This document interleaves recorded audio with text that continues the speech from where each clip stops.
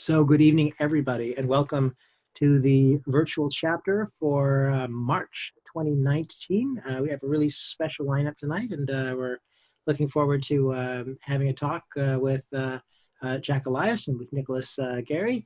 And welcome, welcome. I do want to let you know that if you are a member of IACTRA IMDHA and you're spending an hour and a half with us this evening, you can get an hour and a half worth of CEUs just by going out to their website and logging in with your usual password. And there's a little screen that comes up where you can tell them that you spent some time listening to Michael and Karen and their friends just carrying on, and you think that you should get some credit for that, and they will gladly give it to you. The recording will be replayed and posted on the Virtual Chapter Facebook group. So if you're not familiar with that yet, Virtual Chapter is the name of the group. You can see it there tomorrow. It will also be posted in the Virtual Chapter YouTube channel, so you can subscribe to our YouTube channel, and that would be another way to get it. And for those of you who are members of IACT and IMDHA, it will also be posted in the Mind Matters members forum on IMDHA. So if you can sign into that, you'll be able to see it there as well. It is my intention to have it there by noon tomorrow, and I might even have it there by midnight tonight. So there you go. And like I said, I think people are going to say so many wonderful and brilliant things this evening that you'll want to hear it again and again and again. And I even bet that you can get CEUs for the second listening. Yes. I think that's just absolutely fantastic.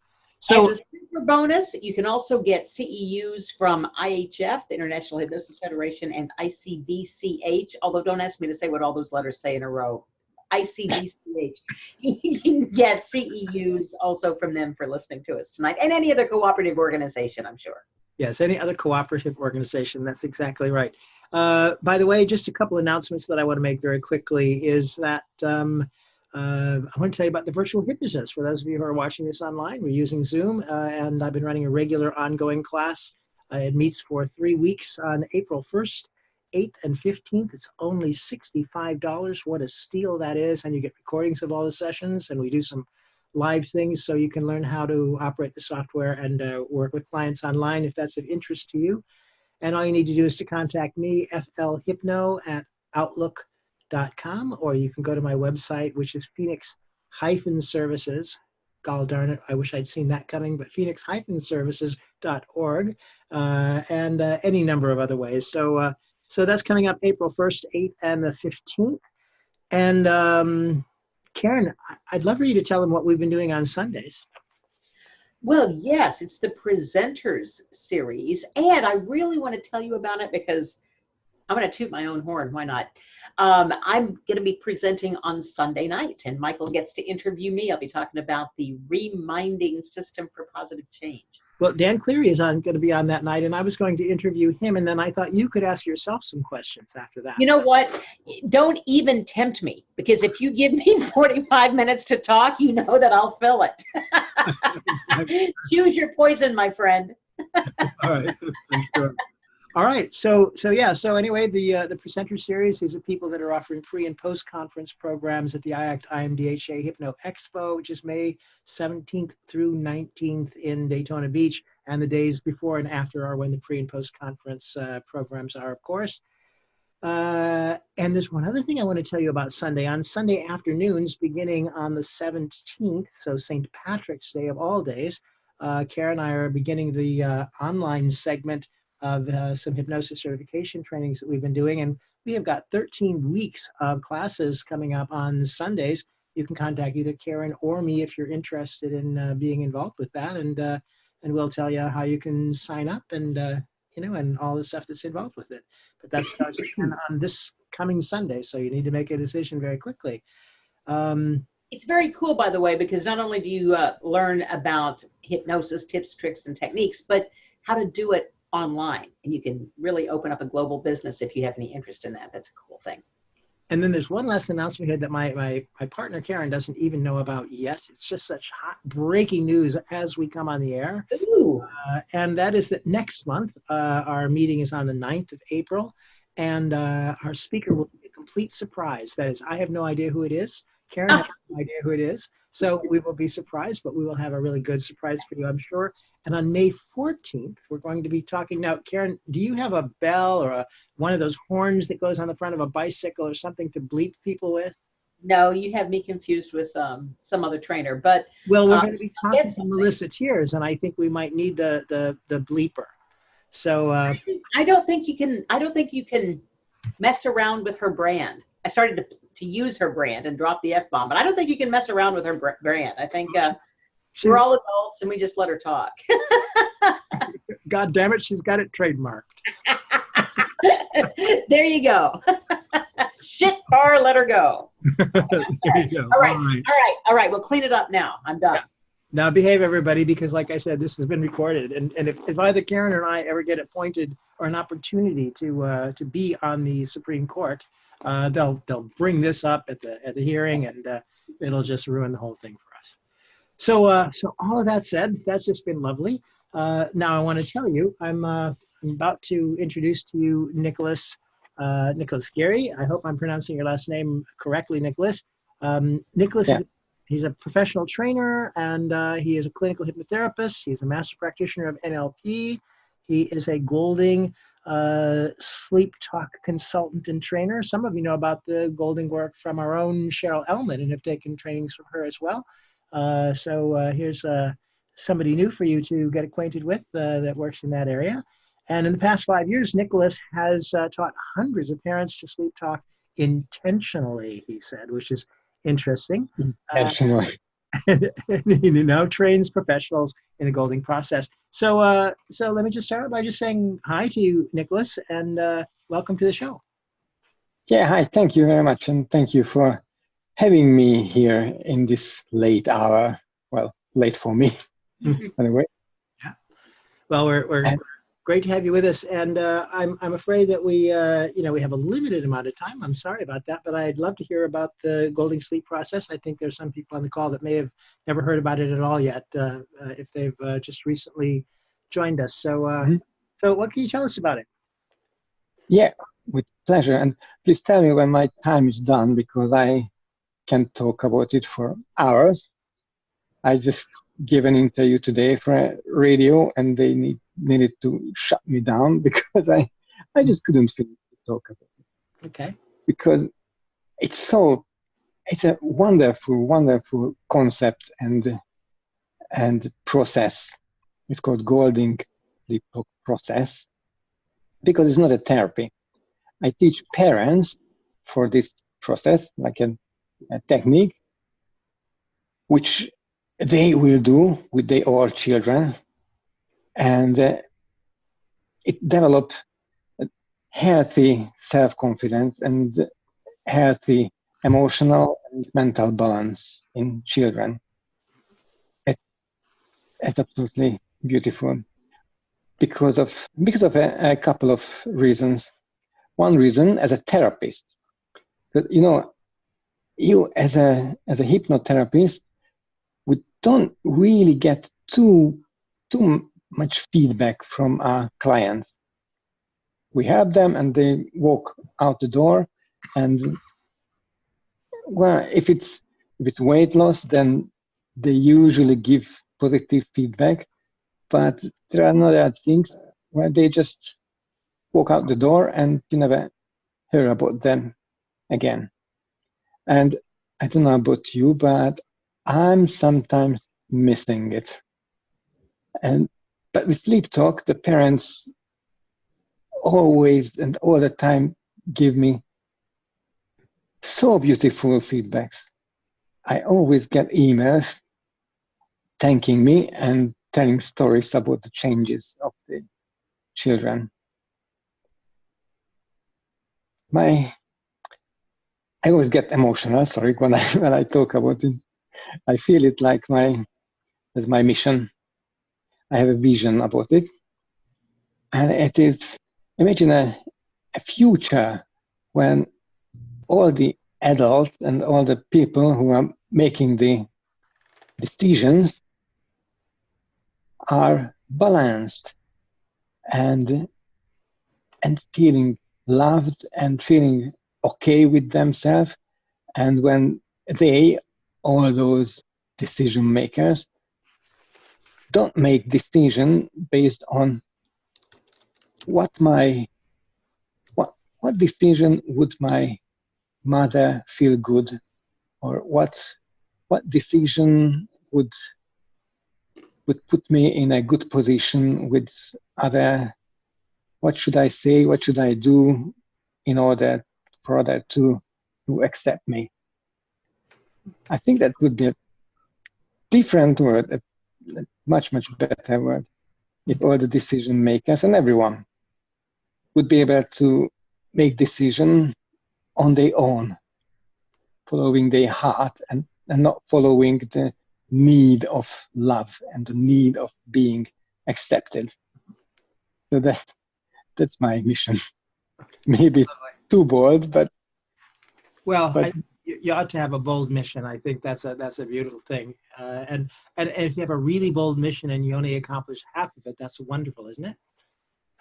Yeah, that's true. So tell us what the sleep process is like, or what it looks like, because I think some people have no idea at all. Yeah, it's based on it's interesting that it's been developed 40 years ago by John Goulding and her late husband to helping their own daughter. Mm-hmm. And just now I heard Professor Lipton talking about the subconscious mind and talking about that the children up to the age of 7 are like in hypnosis. Up to the age of 3, the brainwave frequency is like in delta, and after 3 up to the age of 7, they live in theta, which is hypnosis. And it means everything that they hear and see, especially from their parents, it's like hypnotic suggestions go directly in the subconscious mind, and that will be the very base of their belief system. How they think they are, how they think about the world, everything. And we live our life using the map of a 7 years old, the map that we draw about the world and about ourselves before we were 7 years old. And I think it's a little bit of a concerning thing to live our life with the beliefs of a 7 years old. But with sleep talk, we can change it. The parents give very specially formed suggestions to the children while the child is sleeping. After we go to sleep, we sleep in cycles, and in a special cycle,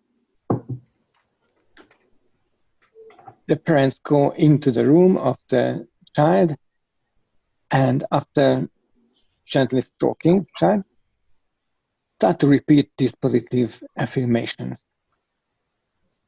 which is formed to achieve one very specific goal. And that goal is to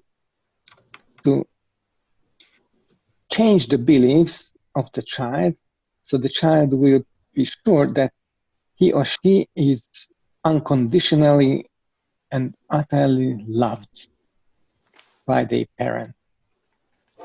It is that simple, but it's beautiful and it's very effective, because the most important thing that a child needs is the assurance that the parents love them and will love them.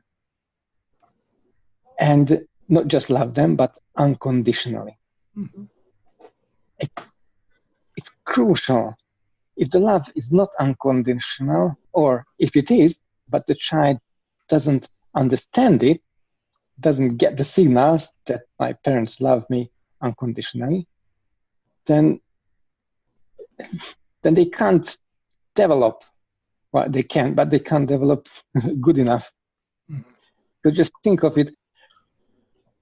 To develop self-confidence, you need to know your boundaries. you need to know what you can do and what you can't do. If you don't know how far you can push yourself, you can't develop self-confidence, because you wouldn't know if you still can do something or you can't. And if you need to always fight for love, if you need to be someone for love, if you need to be a good boy or girl in order to your parents to love you, then you can't try yourself. Nice. You just can't be a little bit naughty to see that how far I can go. So Nicholas, the work that you do primarily then is training parents in order to do this with their children. I know you're going to be doing a workshop at Daytona Beach on Saturday of that conference weekend at 4 o'clock in the afternoon, and it's a couple of hours long. So it's a conference workshop as opposed to those quick ones. It'll give you a little more time to process. And I'm sorry that we're running out of time, because we could spend an hour and a half with you. So I'd love to talk to you another time in more detail about it. But if there's maybe just anything that you didn't get a chance to say, just to kind of wrap up, why don't I let you do that before we move on? And thanks for sharing this with us. Yeah, just one thing would be that it is so beautiful, and I found it a beautiful modalities and very good for even starting a practice, because you can do it from home, and it's very simple, very structured, and very rewarding. You will get feedbacks. Nice. Yeah. All right. Well, we're looking forward to seeing you in Daytona, and we really appreciate you being here with us and letting everybody get to see and know you. And well, we'll see you on the beach before you know it. Right. Thank you very much, and I will be there. Thank you. Stick around for Jack if you'd like, or if you have to go to bed, we do understand. Well, I'm curious. If you do have to go to bed, someone may be speaking to you. So, all right. So lovely to have two guests on the same night. I think that is really just great, a real special thing. Now I've got to tell you, somewhere around, I opened my office in San Francisco. I mean, I moved around a bunch of places, but I opened my office in San Francisco in 1991. And all the way back then, I think, or very soon thereafter, I was still there, I started hearing about this fellow named Jack Elias. And it wasn't too long before I started hearing the phrase "finding true magic," which really intrigued me. And Jack has written a lovely book. I would hold it up, but the problem is it's a Kindle book that I have. And so imagine, if you will, that I'm holding up Jack's lovely book. Jerry has it. Jerry can hold it up. Say something out loud, Jerry, so that we can see you. So you'll pop up on the Jerry's screen. mic is closed, however, but he knows how to open it up. He did, and then it got closed again. So. Uh-oh. But that's it. There we are. And it's light reading, guys. As we were talking about before, and the thing that I think is wonderful about this book is that, first of all, as I look at it, it's a complete curriculum of hypnotherapy. I mean, if you just got what was in that book, I think you'd have enough to really be able to get yourself out and and started. So whether it's an entry place for you, or whether it's something that's an adjunct to or adds on to what it is that you're already doing. And those of you who know me know that one of my biggest issues is client-centered hypnotherapy, and more particularly, even less involvement on the part of the therapist. And I saw something in Jack's book about the egoless hypnotist, and I thought that was an amazing concept. And so I just had to talk to him. So Jack, if your microphone is open, I'm sure it is, say hello to us. We're really happy to have you with us tonight. Hi, everybody. I think Hi. it's pretty sure it's open. Yeah, it's open. Yes, we can hear you. Quite well. So thanks for having me. Mm-hmm. Do you have a question you want to start with? Well, I'd love to start out with just something really basic, because it's where your book starts, and it's where you immediately, you don't wait until page 4 to start departing from more traditional approaches. And so the first question that I think comes up in your book is, what is hypnosis? And I'd love to hear how it is that you sort of define that and talk about what it is that you do. Okay. So I was a long time meditator before I encountered hypnosis. I started practicing Buddhist meditation when I was 20. And that was a little while ago. 1967. I was in college. I was at the end of my sophomore year, and somebody handed me a brochure about the first Buddhist monastery opening in America, and 2 weeks later I was there. Mm. And it was impulsive. It was inspired and impulsive, and I had no idea my good fortune, because the teacher was a man named Shunryu Suzuki, a fantastic spiritual teacher, and his book, Zen Mind, Beginner's Mind, is a classic amongst meditators. He was a very great teacher. And so that was 1967. By around 1980, I encountered NLP and hypnosis, and I was, by that time I had a family, and I was selling real estate, and I felt like I had this, had something to offer, but the products were getting in the way. But I didn't know how to do anything, since I was a college dropout in terms of being a therapist. And so when I took this course, it was an NLP course, the first one, everybody in it pretty much was a psychotherapist, except for me. And they were all being blown away by what was being presented. But for me, it was like little bits and pieces of what I'd already been learning in Buddhist understandings. So it kind of shocked me. I thought, if they're not teaching you this in college when you're training to do psychotherapy, what are they teaching you? And as you all probably know, you may encounter many psychotherapists, and if they become familiar with hypnotherapy, they discover that this is what really works.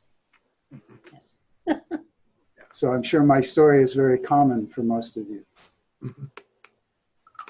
So what I saw was that I could use hypnosis and NLP as a front to present what I was getting in a much more comprehensive way from my Buddhist teachers. Nice. So the idea of being a separate self is a delusion. It's a mental construct. So that it's very easy to go from that to proposing that people understand that that the mind is inherently hypnotic, and language is inherently hypnotic, and people are in hypnosis all the time. Who you think you are is a profound bundle of hypnotic trances, and it's all just thought constructs. Nice. So if you don't understand that, then you can kind of have a blindness, even if you're a hypnotherapist. If you're still steeped in the Western social hypnosis, where you don't question this sense of solidity of your personal separate self, then you don't realize that you have, you might say you have a background hypnotic trance that you don't even realize you're in. Mm-hmm. And that trance will keep throwing up obstacles and difficulties, which people will constantly think are real because they think the source of those things is real. Mm-hmm. When you understand that who you think you are isn't really who you are, then you can kind of have more of a sense of humor about it. Mm-hmm. Nice. And it's very simple, but it's very elusive. If you look at what's in your awareness, thoughts are in our awareness. Thoughts and emotions, pictures, that they're all different thought forms. And I ask my students, what do thoughts refer to? Or what do thoughts think about? And that immediately puts people in a trance. Sure. So, but it's quite obvious, but it's completely elusive because we're so steeped in it, it's invisible to us. But very simply, thoughts can only refer to other thoughts. To make it kind of anthropomorphic, thoughts can only think about other thoughts. Interesting. So like if you say, well, wait a minute, I'm thinking about my phone. My phone is not a thought, but phone is a thought. Sure. Sure. This is not a phone. This is just a thought. There's a whole bunch of thoughts that help us understand the functionality of this, but that doesn't make it a phone. Phone is a concept. So when you understand that thoughts can only think about other thoughts, then you realize it's impossible to think about yourself.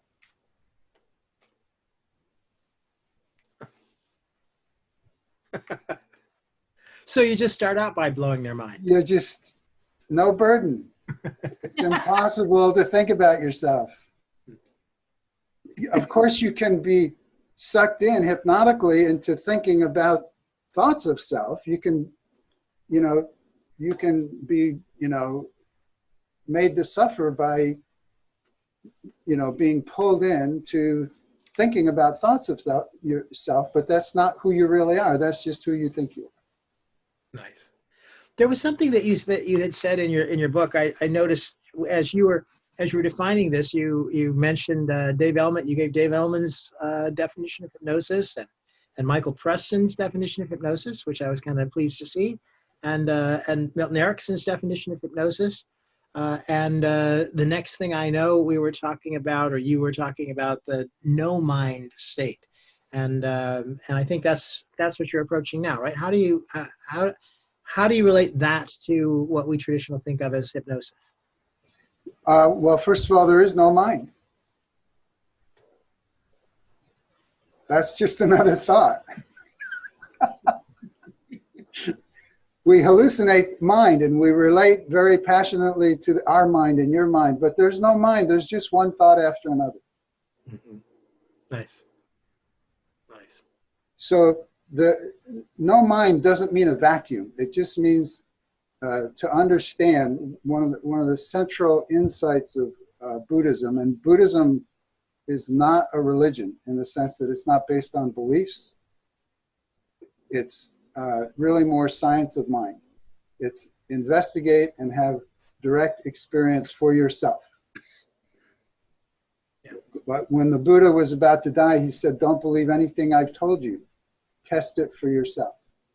Nice. So it's not based on belief.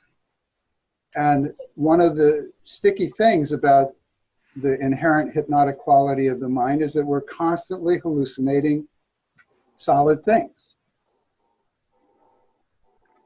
Because we're taught nouns. Nouns we're taught are things. So every time we think a noun, we have a subtle or not so subtle sense of we're relating to a thing. But there are no things. We know this now from quantum physics. There are no things. Everything we experience is a construct because of how our sensory organs relate to sensory data. But now we know everything is just energy. But, it's fine to relate in a conventional way to things being things, like desks and cars and forks and spoons. That's fine. The problem is when we relate to ourself as a thing, and we relate to our emotions and thoughts as solid things, and lose the awareness that they just come and go. Mm-hmm. And that there's the cause of suffering was misinterpreted when Buddhism first started spreading in the early 60s. A lot of people misinterpreted the fundamental teachings, which were that the cause of suffering was misinterpreted as being the cause of suffering is desire. So a lot of people thought, okay, I'm not going to desire anything. I'm going to put on white clothes and beads and be very austere and, only eat vegetables, never go to movies again, no desires. As long as you don't like vegetables. But Right. but it's not, desires are not the problem. We are naturally desire beings. Moment by moment, we function according to the natural arising of desire as our organic being. The problem that the Buddha explained was clinging to a desire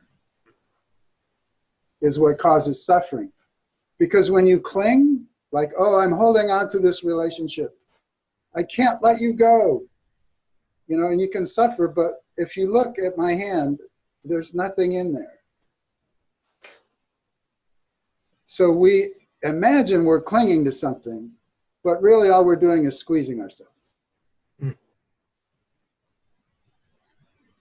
People are very, very hypnotically deluded by the complexity of thought. So they struggle with their concepts of what's going on, and it can be very difficult and tantalizing and complex. But it's very simple if you realize that functionally, the only thing you're doing in order to suffer is squeezing yourself. That's it. It's possible to observe thoughts and emotions without squeezing yourself. Most people think there's a problem in those stories of thoughts and emotions. I have to solve those problems. I have to work out this with my mother or my father or whatever. But if you understand that your suffering is not caused by the data of your memories, you're suffering because when you observe that data, you accept the hypnotic suggestion, you have to squeeze yourself. Yeah. You don't. It sounds to me, Jack, like the have to is the problem. Exactly. You never have to squeeze yourself. No matter what thought, no matter what emotion, no matter what anything, there is no universal law of cause and effect that you have to squeeze yourself. It's a hypnotic suggestion. So since we've thrown out thought, and since we've thrown out things, and since we've thrown out ourself, and it's all energy. The idea of self. Yeah, the idea of self. I'm sorry. I'm paraphrasing, Jack. I'm being a little sarcastic here. A little sarcastic. But if we throw out all of this stuff and it's all energy, then should we also throw out all of our hypnotic techniques and just do maybe EFT and law of attraction and energy work? It's all hypnosis. Yes, it is. It's all hypnosis. It's all everything is relating.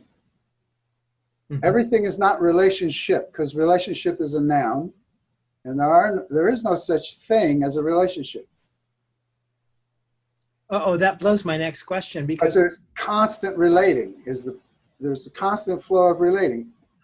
Yeah. I think What's your next question? I'm the same place you are, Michael, with that. well, So and by the way, we don't throw anything out. Thoughts are not the enemy. Right. You want to play with them. Once you realize you're not the target, you can play. That's, and we all have, every time we have a moment of humor where our wisdom has sparked in that moment and we recognize, we don't have to take it personally. But then we lose that recognition and we go back into delusion. But, enlightenment is as accessible as humor. Humor, when you're in a state of good humor, you're in an enlightened state. You're experiencing a moment of unself-consciousness, which allows the inherent quality of being to arise and flow, and it's always delightful. Well, Jack, I got to ask, because I put a lot of emphasis on, and I got to check myself now here and do a reality check. I put a lot of emphasis on the hypnotic relationship that is formed, or the dance that occurs, the give and take in the dance that occurs with the client. Wow, you've taken away relationship. No, there's only relating. Okay. I'm taking away the conceptual boundary you put around this is hypnotic relationship, this is some other kind of relationship. It's all relating. I call that all communicating, but yeah. I guess. It's all communicating. Yeah. Yeah. And you limit yourself as soon as you make a boundary, you limit yourself. For example, I had a student come to me during one of, I teach some trainings in weekend format and some as a long intensive, but this was a weekend format. And between weekends, I encourage people to find people to practice with. So this person came back to a weekend, I think it was the third weekend of 6, and she came in and she was obviously very disturbed. And so everyone gathered around and I said, okay, what's going on? And she says, well, this guy, I advertised on this bulletin board for practice subjects, and this guy came in, he had a big manila envelope, and he plopped it on my desk, and I said, what's that? And he says, I've been in a research project, and I've been certified unhypnotizable. And she went, whoa, what do you do? And I said, well, if that had been me, I'd have said, hey, just because you can't be hypnotized doesn't mean you're stupid. Sit down.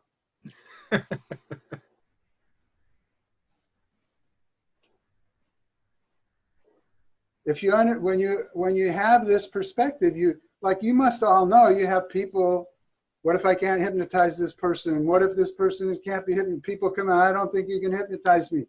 All of that's irrelevant when you have this understanding. The people come in and say, well, I don't know if you can hypnotize me. I just say, too late. And people get it. This is not like some esoteric because it's from the East in Buddhism.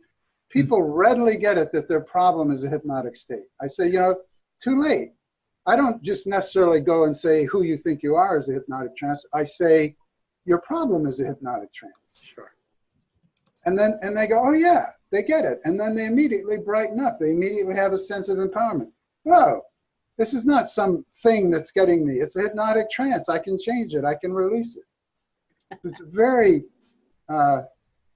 very helpful to have a clear understanding of the nature of consciousness. Nice. Nice. And so by the way, the work that you do, it's got this label transpersonal on it, which is another one of those $64,000 words. What does that mean as opposed to, for people who just don't have that same vocabulary? Or how do you think about transpersonal hypnosis? Because we've heard it defined here in the chapter, in fact, in a number of different ways. So I'd like to hear what you have to say about it. Yeah, I think most common usage of that term is to point at spirituality, like, opening up to guidance, which is fine, or God or angels or whatever. It's transpersonal in that sense, which is fine. I mean it in a broader way, which is that going beyond that constant function of solidifying a notion of person, that's a limitation. So it's constantly developing a sensitivity to the unlimited openness of your consciousness, which is inherently transpersonal. It's not limited by any thought, word, deed, idea, whatever. It's the truth of your consciousness is that you're constantly unrestrained. Always have been, always will be. It's the nature of being. You don't have to create it. You don't have to support it. Just have to learn to recapture the sensitivity, to have a feeling sense of the simple, direct quality of being, which is what children are taught to separate from, that, like Nicolas was talking about. An unharmed little child is just constantly, unself-consciously being moved by the exuberance of life force itself. There's no idea of self there. But as you go along, I'm glad Nicolas brought up the whole thing about the 7-year-old boundary line, because a lot of people think children are little adults. They're not. They're unformed.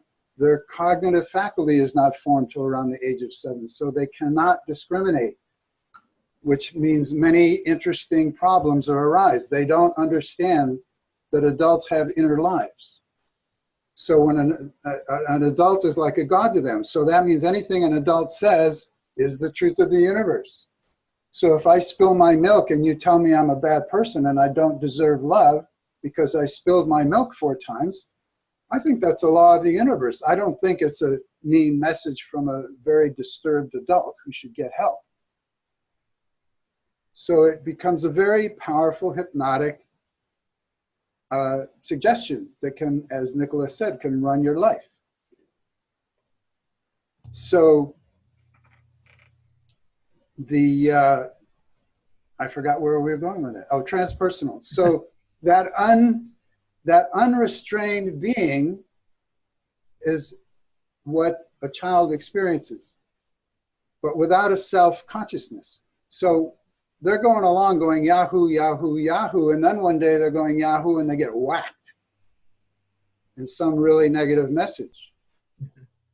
They don't understand the adult is being motivated by their own pain, fear, and confusion. They think it's the law of the universe. So the only place a child can look for the problem, because they don't have a concept of self, the only place they can look for the problem is that exuberant, joyful movement of being. And they look at it and say, you're the problem. It's because of you that I got spanked. You're the enemy. And so the survival instinct kicks in and overrides the natural movement of our life force to thrive, because it misperceives that the natural, joyful, exuberant movement of our life force is the enemy. It's the threat. Nice. So we take the passion of that exuberant life force and we turn it against itself to survive. But you can't, there's no such thing as a one-sided coin. And there's no such thing as a knot. We conceptually have knots, like you all are not doing push-ups right now. But that's just, the only reason you can understand that is because you're sitting down. There's no such thing that exists called not doing push-ups. There's no such thing as not sitting or not running or not rolling over. We only understand negative concepts because of the existence of actual activity that the concept is negating. Mm-hmm. So you can't not be alive. You can't obliterate that joyfulness, because that would be to die. So you have to develop a not me. You have to develop a false self and be that in order to avoid the punishment. Okay. So that passionate urge to survive the threat gets passionately channeled into producing a hypnotically constructed idea of self. This is what I am. This is how I do it. Children quickly learn that they can shut down their joy, make pain go away by stiffening their muscles, doing anti-yogic postures and movements with their breath to create rigidities. Mm-hmm. And it's powerfully motivated by the urge to survive, because you're surrounded by these crazy gods that you never know what's going to come next. And that's, in varying degrees, we all went through that. Now, here's where I get a little challenged, because I've got to tell you, I've got all kinds of thoughts about what we've just said. Well, probably they're all diluted. Right? I bet you that they are. And so I'm wondering, when a client comes into my office, a part of me, I'm a little confused about how to take this, what do I want to say, to foster this understanding, but then I'm like, well, wait, that's an understanding. Yeah. To foster this experience. Yeah. What is it that I can do for my client? Yeah. So what this is wonderful. Thank you.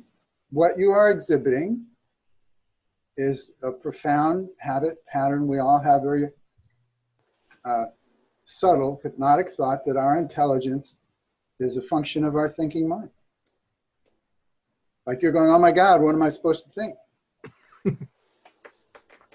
Just relax and look. When you are not attached to thinking the right thoughts, your sensory perceptions literally heighten, and you can just see what's in front of you. It's kind of like, now that you've learned all this, is it going to make it more difficult for you to swat a fly or shoo away a mosquito? Like, oh my God, I don't really exist. I'm not who I think I am. What am I supposed to do with this mosquito? Well, what am I supposed to do with it? Obviously, it's not you don't rely on thinking. You don't need to rely on thinking. You don't need to rely on thinking to help people. In the sense of having some solid fixed structure of process. The more you connect with your own spontaneous aliveness, the more your spontaneously alive, inherently joyful, free, passionate being is communicating to their subconscious being that's also inherently pure and joyful and exuberant and alive, and just, it's like tuning forks. The tuning fork of your joyful being starts their joy vibrating, just energetically. And then in terms of concepts, you just play with the mind. You don't know, there's nothing you have to say or don't have to say. Like with the guy says, I can't be hypnotized. Oh, I know you can't be hypnotized. Now what do I do? Well, what's he really saying? If you understand one of Milton Erickson's 2 million definitions of hypnosis, one of which is hypnosis is the communication of ideas, which means hypnosis is learning. Somebody tells you they can't be hypnotized, you're going to say, well, that doesn't mean you can't learn. Sit down. Yeah. Nice.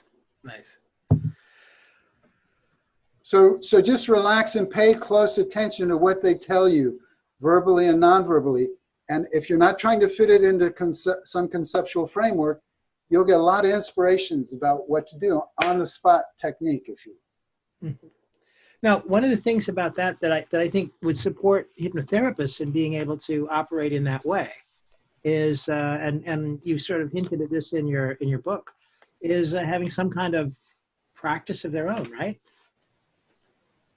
Well, yeah, you have to practice, and again, not in any box. If you want to understand the nature of consciousness, you have to practice paying attention to it, because again, we have been profoundly habituated to paying attention to creating and maintaining this notion of fearful separate self, because we needed it as a little child to survive what was going on. So we've been highly trained to pay attention to our thinking about who we think we are, instead of noticing the nature of consciousness and the nature of thought and the nature of emotion. It's so simple and so elusive at the same time. In Buddhist explanations, it's taught that thoughts and emotions are self-liberated. That means you don't have to do anything to them. They come and go on their own. You know, you have a thought comes that you think is a bad thought. Oh my God, there's a bad thought. What do I do? What do I have to do? I have to do something about this. No, just relax. It'll soon be gone. Thoughts and emotions self-liberate. You don't, if you identify with them, then you keep stirring up your mind, and that makes you think even more convincingly that it's all solid.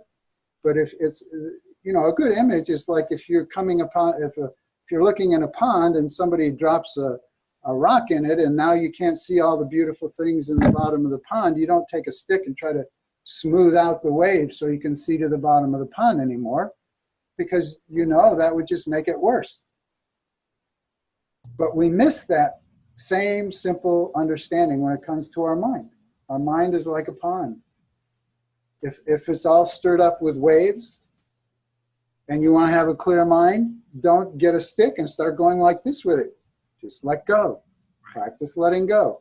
And it's very helpful to do that if you have the thought, because it's good to rely on some thoughts that are insightful. If you have the thought to remind yourself, no thought or emotion is about you. They're just thoughts and emotions come and go. I, me, and my, those are powerful hypnotic suggestions, but they're just thoughts. They're not you. Your name is just a thought. It's not you. Your name is just a sound. It's a useful auditory tool to get your attention, but it's not who you are. But as soon as you hear your name, you go, boom, you go into that whole construct of suggestions that are attached, anchored, if you will. You all know about anchors, to that sound. But it's just a sound. Yeah. It's not who you are. I learned this in a very powerful way when I was at Zen Center with Suzuki Roshi. I'd been there a couple of years. And I would get up every morning in San Francisco, 4 in the morning, go meditate. And this one morning I woke up in tears because I was having a very vivid dream memory of someone I witnessed treating their child very horribly many years before. It just came up. And I was just sobbing. I was so sensitive to the suffering of that child, that precious child, that needless abuse.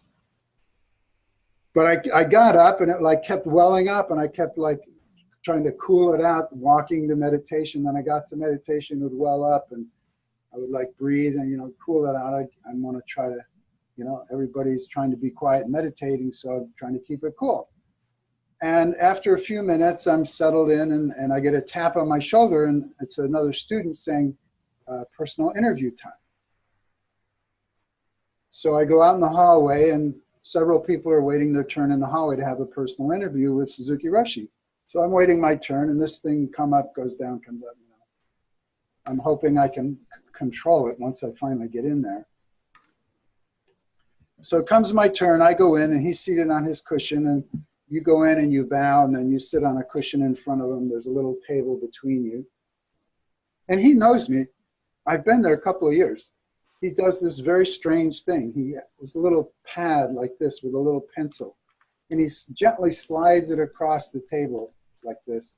And he says, please sign your name. And I'm going, well, okay. And as I'm writing my name, I'm thinking, he knows who I am. And as soon as I finish writing Jack Elias, it like, boom, hits me. That's not who I am. I mean, it was just squiggles on a piece of paper. And when I got that, my heart exploded and I started sobbing. And then I thought, oh, I have to put myself together. And he's going, no, that's fine. Be alive. So that was my very first profound experience of not being Jack Elias. That it was just an idea. Nice.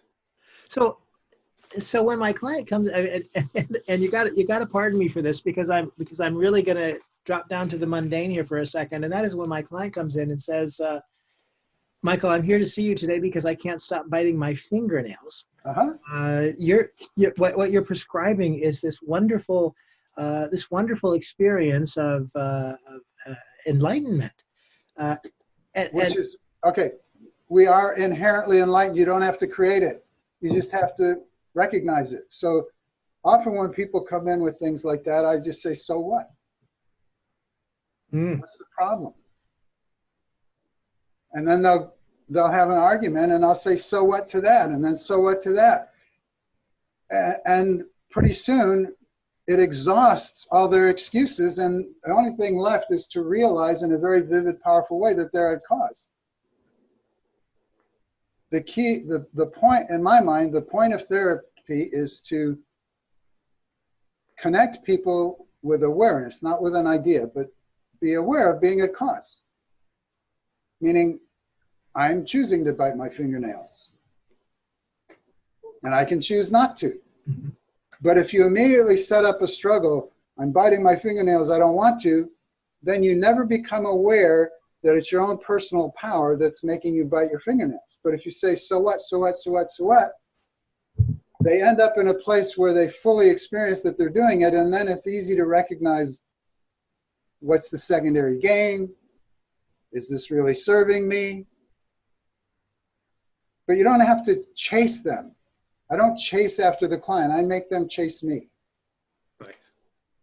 You know, even smoking, even more compelling maybe. You know, so what? So what? They say, well, I might get sick. And I say, well, so what? If you really cared about that, you wouldn't be smoking. Well, it's, you know, well, I might die. And I say, well, so what?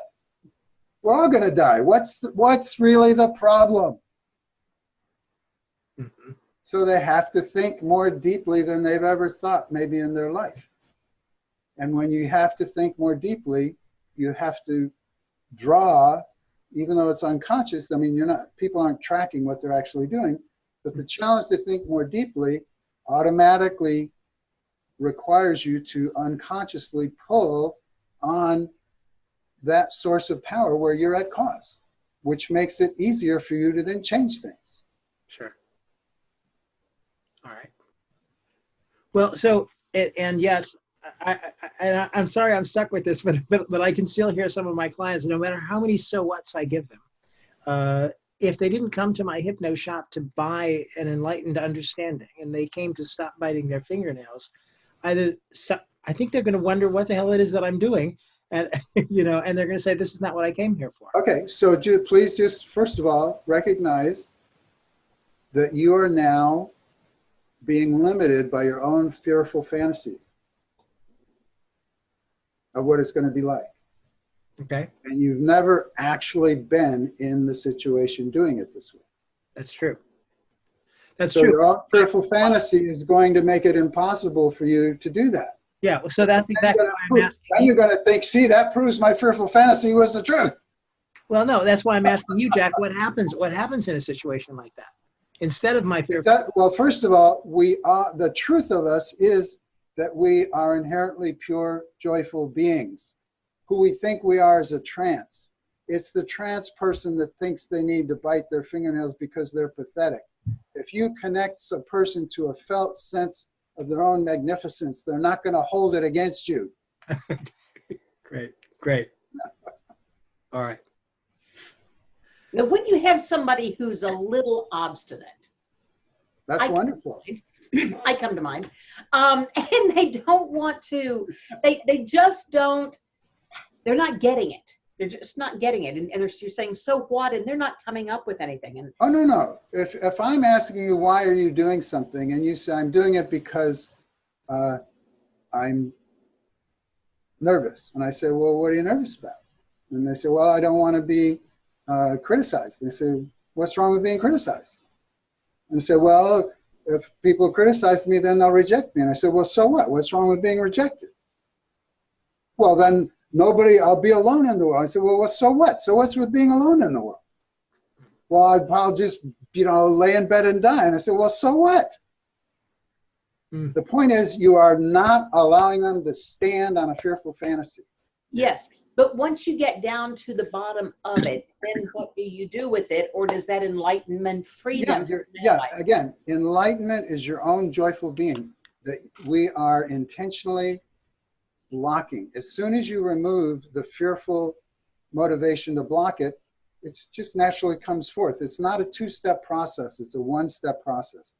Again, most people think because they're so entranced in this fearful sense of separate self where you're not good enough, they think first you have to get rid of the bad stuff and then you have to create the good stuff. And that's how a lot of therapists and hypnotherapists think.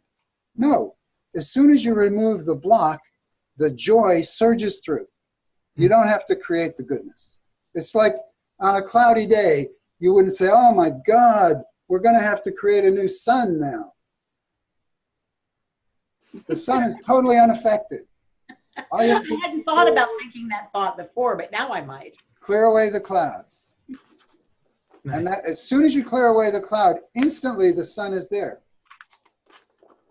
That's another thing that comes from the hypnotic inducing experience of our parents, is that we project the relational dynamics we have with our parents, since they are viscerally, we sense them as gods. We have an instinctive recognition they have the power of life and death over us. That's the definition of a god.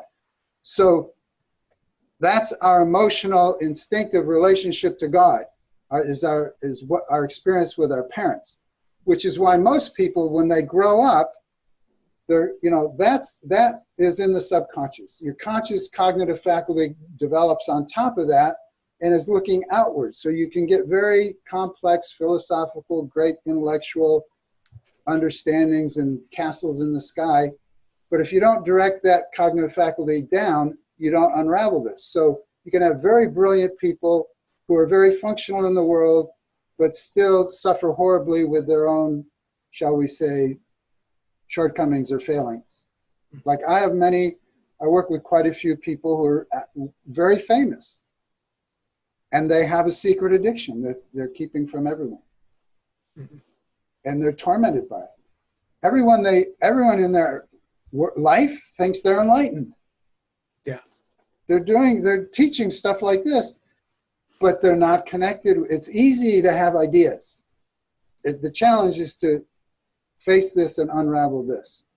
So when people develop concepts of their spirituality and nature of God, and even if it's, most religions say God is all loving and all powerful and all these wonderful things. But emotionally, when people think about asking God for something, their emotional intuitive sense, diluted intuitive sense, is that God is going to say, not unless you say please.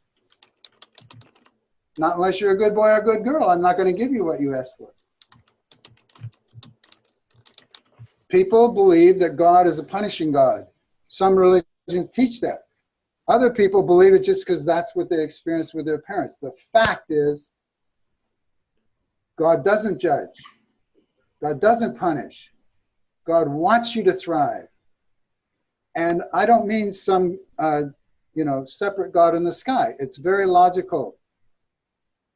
If God is infinite, and why would you worship a God that wasn't infinite?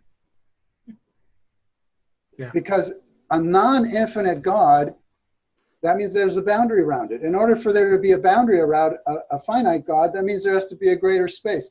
So why not worship that greater space that is completely encompassing that limited finite God? The point is, God is infinite. That means no boundary. That means you are God. Everything is God. Because in order to be separate from God, there has to be a boundary, and that would not be God, because God is infinite. Everyone, everything is a manifestation of sacredness. Okay. So when you remove the delusion, your sacredness is right there. And it's always right here. People think they suffer because of their delusions and their hang-ups. Let's say this is a block. People think they suffer because they have a block. You don't suffer because you have a block. You suffer because moment by moment, the exuberant joy of your life force surges up and hits the block. You suffer because you're joyful beings. You don't suffer because you're pathetic. Oh, look at my blocks. I'm so pathetic. That's why I'm suffering. No, you're suffering because your joy is surging up moment by moment and hitting that block. Nice. You said something earlier that just takes me back to a lovely place. In fact, I really appreciate it. And I guess NLP, of course, was one of the places where this notion of so what became rather significant to me. But even before that, and I suspect that being in the San Francisco Bay Area at the time, you may be familiar with this as well. I remember Werner Erhard a whole lot earlier. And one of the aphorisms that I took away from the EST training was Erhard said, the truth is obviously what is so. And then he said, it is also not so obviously, so what? And I remember being really struck by that at the time that I heard it. So I appreciate that theme coming back. It's a powerful thing. Let me just refine it a little more. So when I say so what, I'm not trying to insult the person. Sure. I'm challenging their habitual, fearful, limited thought pattern, mm-hmm. which fearful thinking presumes it already knows everything. So when you say, so what, you're challenging the fearful mind state. What exactly do you know? And then it starts falling apart. You can't be afraid of nothing. You can only be afraid of a certitude.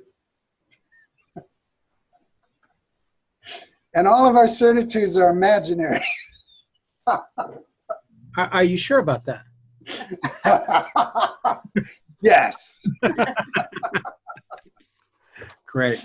So there's something that we talked about earlier that I want to really make sure that we have time to get to. I learned a variation of Tonglen, which is something that's mentioned in your book. I learned a variation of it from Stephen Gilligan. I think I was in trance at the time, and consequently, I don't even know that I learned it right or properly. And it was something that I explored in my own way for quite a while, and I just thought it was a wonderful thing and a wonderful practice. And then I actually started reading about it and finding out that the people who actually know what it is have a different idea than I do. So I'd love to hear you tell us about Tonglen, and maybe if there's a little time, if there's something that we can guide through or something that will give people an experience, that would be really helpful. Yeah. So Tonglen is a Sanskrit term, and what it means is giving and sending, and it's based on understanding the construct of egoic thinking. Egoic thinking is the term I use for what most people think of as ego, but nouns have a diluting power. So I like to, there is no egoic mind. There is no solid mind, but there is thinking. So there is a quality of thinking that's egoic, which is turned in on itself on this notion of a idea of self. So that's the character of egoic thinking. And it's fearful, and it's separating, and it projects notions that life is a zero-sum game, which intensifies the grasping, trying to have protected territory, feeling threatened by the other, wanting to make sure I get my stuff and I don't really care about other people. So that's the exclusionary function of egoic thinking. So Tonglen antidotes that by reversing the process. So instead of trying to ward off negativity and avoid other people who have negativity, you breathe it in. Now, it's very subtle because it's not masochistic and it's not being a martyr. You start by relating to your sense of who you are in terms of your pathetic sense of who you are, and you start breathing in all his or her suffering. You start breathing in all the delusion and confusion of who you think you are on the inhale. And then on the exhale, you breathe out kindness, aspiration that you be free, that you be truly free and liberated, that you experience your highest benefit. So you start with yourself. Then you include the people in your family. And then you gradually move out from there. Your neighborhood, strangers.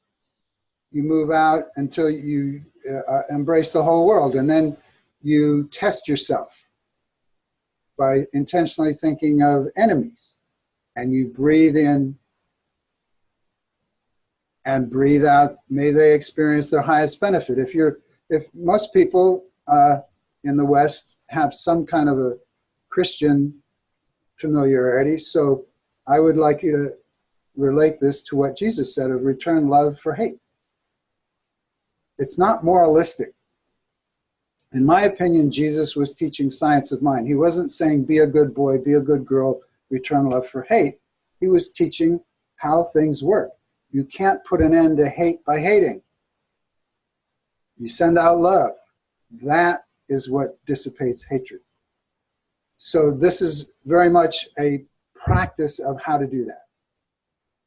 It's an imaginary practice of how to return love for hate, which is that you breathe it in, not into your fearful little sense of self, oh my God, how could I be doing this to myself? You breathe it in, because remember, you've started doing it with your fearful self. So you're in a position of being the source of healing, loving power. And that is your true identity. Your true identity is that you are this healing, loving power that is infinite, indestructible, and its only purpose is to heal. So as you practice this, you shift your allegiance, your identity allegiance, from being a fearful separate self who has to protect in an insane way to being more and more open-hearted. And the irony is, the more and more you're open-hearted and clear-minded, the more you actually can skillfully protect this body-mind that's in your care without having to resort to hatred and violence.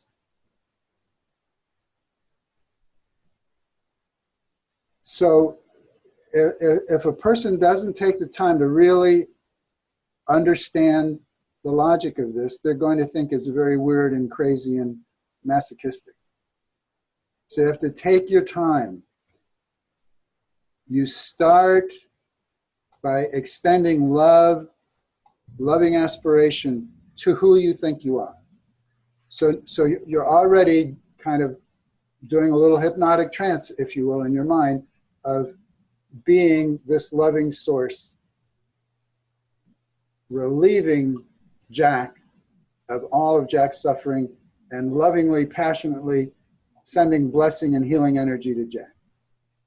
And when you really get a sense of some juice in that, then you extend it out to, like I said, to loved ones, because that's going to be where it's easy. And then as you extend it out more and more to more distant types of people, it's more and more challenging. But now you're in a rhythm, you can do it, so that even you come to people that you have a great aversion for, you don't pretend you don't have the aversion. You breathe in all of that negativity, transmuting it into healing, loving energy to then send out.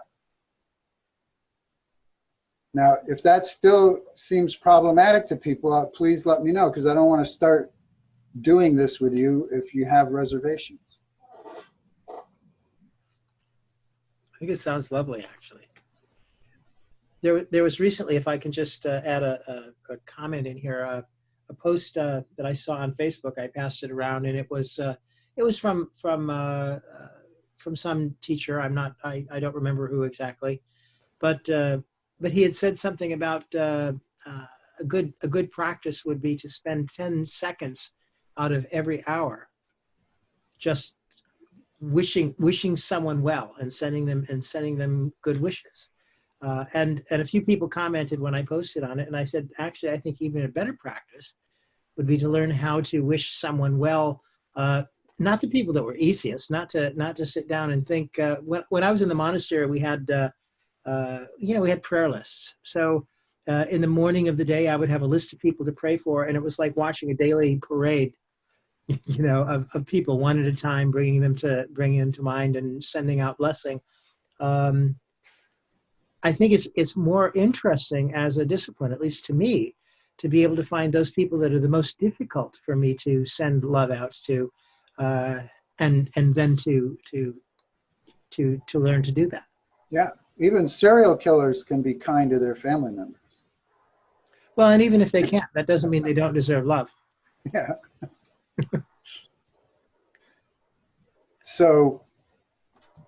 So that's the practice. It's very simple, but if you do it genuinely, if you really, as we say, put your heart into it, it's very powerfully healing and expanding of your vitality, because you're inviting your vitality to come forth and dissolve all of the fearful ego structures that you put in place to block it.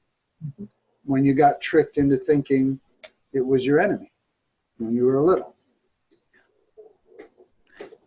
So let me ask, do this with a client and then say good luck, or then do you talk them through it? I rarely do this with clients. It takes preparation. I do it as you know, it's in my book. So I teach it to my students, but I don't try to teach this to all of my clients. So this is not a client. It can be. It's just if you think they're going to hold on to it. Yeah, it's not the go-to. You know, if you think, if it clicks with them, there are other things that maybe click with them that are less challenging initially anyway. But the point is, you give people something that they can live with and practice. Mm-hmm. And this initially, you know, this could be too complex. For example, but you know, the healing is based on the only healing energy is love. And so that's always the healing force. So I had a client once who was profoundly disturbed, a young man in his late 20s on a whole bunch of different kind of antipsychotic drugs. He lived with his mom. He just watched TV all day and reminisced negatively about the disappointments of his teenagehood in high school and being rejected by girls and things like that. And he really couldn't hold any kind of a train of thought, except to go around and around in these very depressing stories. And then he would have negative and critical and depressing stories about the people he saw on TV. And he was pretty, you know, housebound. So I said, I think probably the second session, because I did a lot of rapport building at first. And I said, listen, you know, it's fine for you to think this way about these people, and you're really good at it. It's like I've been listening to you now 2 or 3 sessions, and you really keep it together. You don't miss a beat. You have all of these thoughts and assessments really down. And you don't have to change any of those. I would just like you to do one thing for me, is when you think through your negative judgment about someone, just on the end, you can totally put all your passion into the negativity. Just at the end of it, say, nevertheless, I wish you perfect happiness. Just do that. And then I practice it with him. It doesn't take much to practice that. Many, many, many, many times. You see that person on TV and you say, oh, what a stupid, bad actor, blah, blah, blah, blah, blah. Nevertheless, I wish you perfect happiness. And then, you know, even this is maybe the toughest one. But when you go in the bathroom and you see that person in the mirror and you think the thoughts you think about him, just go ahead and think those thoughts and just add at the end, nevertheless, I wish you perfect happiness. He was able to hold on to that. And he only could come once a month. They were out of town. They didn't have a lot of means. They were on SSI. So I saw him once a month. He was able to hold on to that. And the next time I saw him, he had gotten out of the house. He had gotten a part-time job in a neighborhood community garden thing. So just that little crack started healing things without telling him you have to be in opposition to the negativity. Negativity is bad, you're bad, that's bad. Let it be there, think through it, and just at the end, add, nevertheless, I wish you perfect happiness.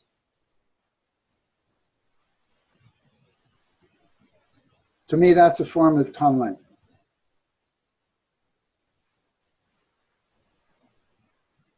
As I was suggesting earlier, something that really lends itself to those people that we're the most challenged by. The very idea of nevertheless, by the way, is I think an English variant of the word but, right? Well, it's much nicer than but.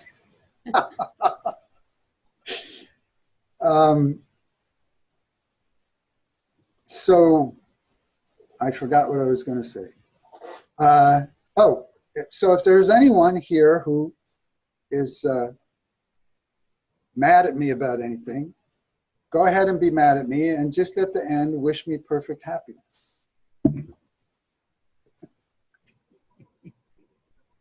No, that's a nice, I should use that. I think that's a nice way to get people to think nice things about me.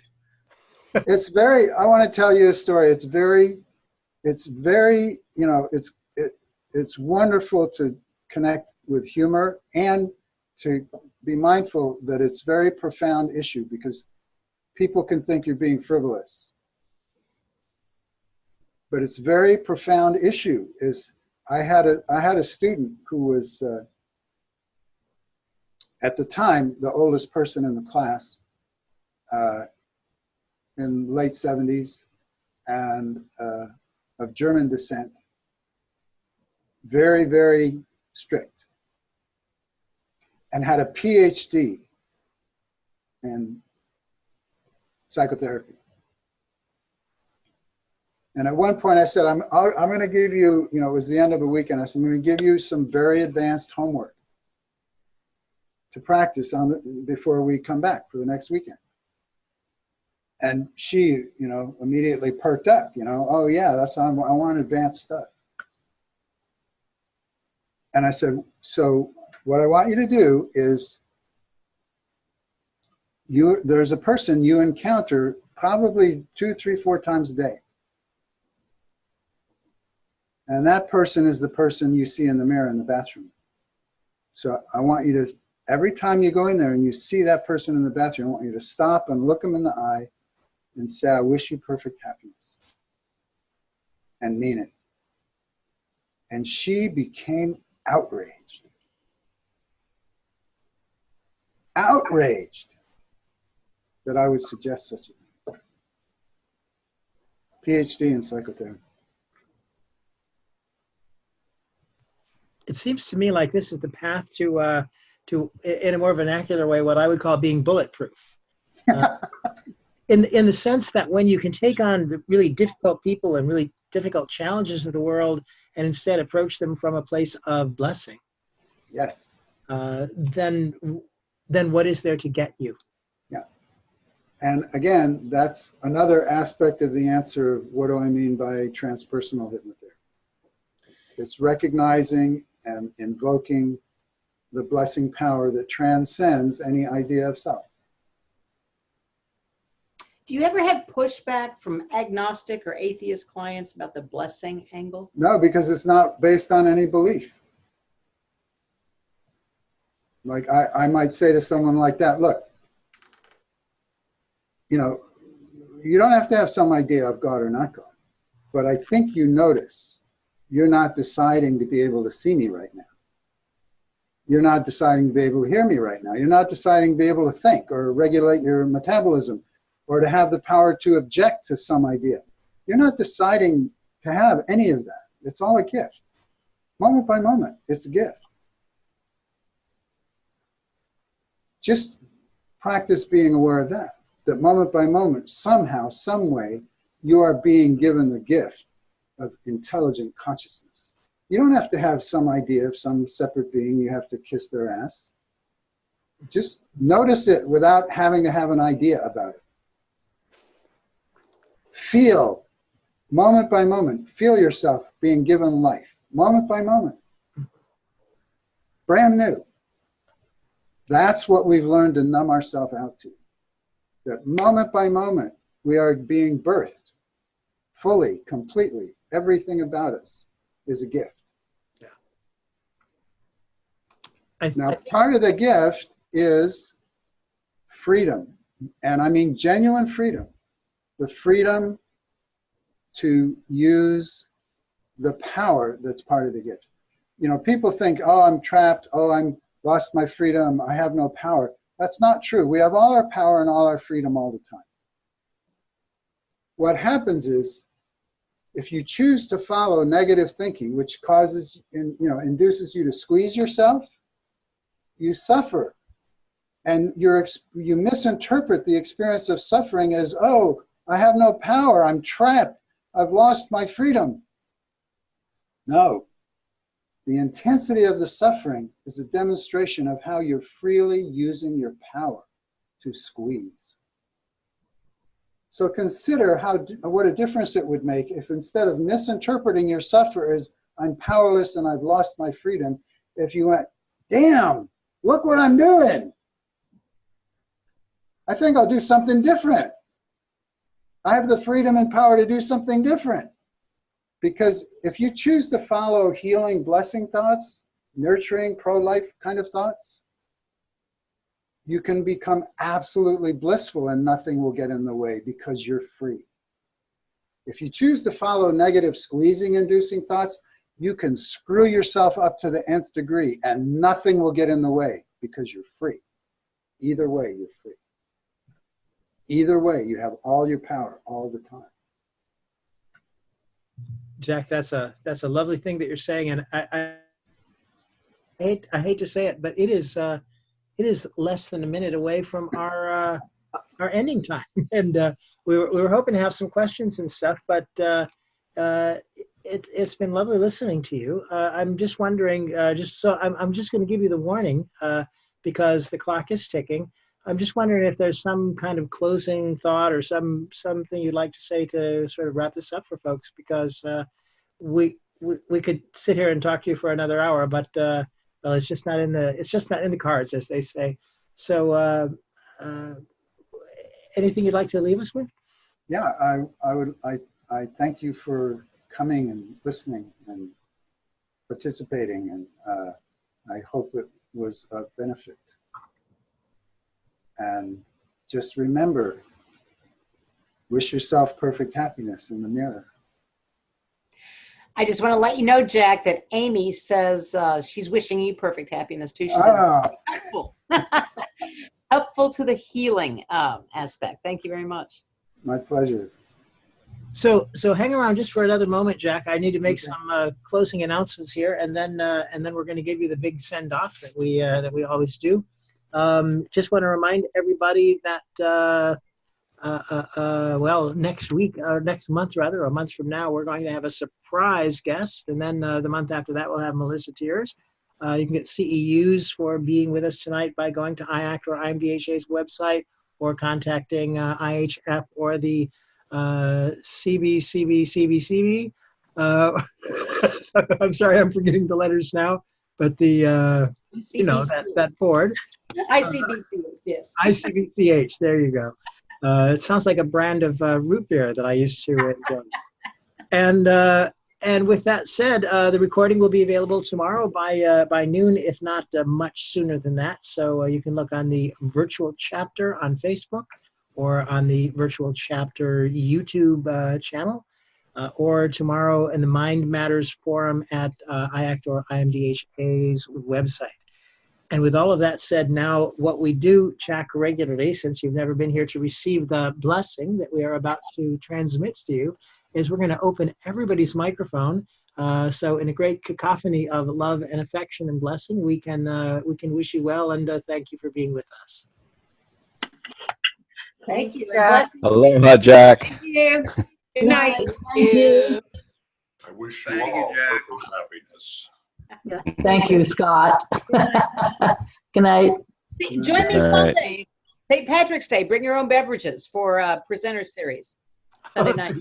I'll be here too. Yeah, it will be Dan Cleary and Karen Hand on Sunday evening. On the Sorry, Dan, I didn't mean to leave you out. So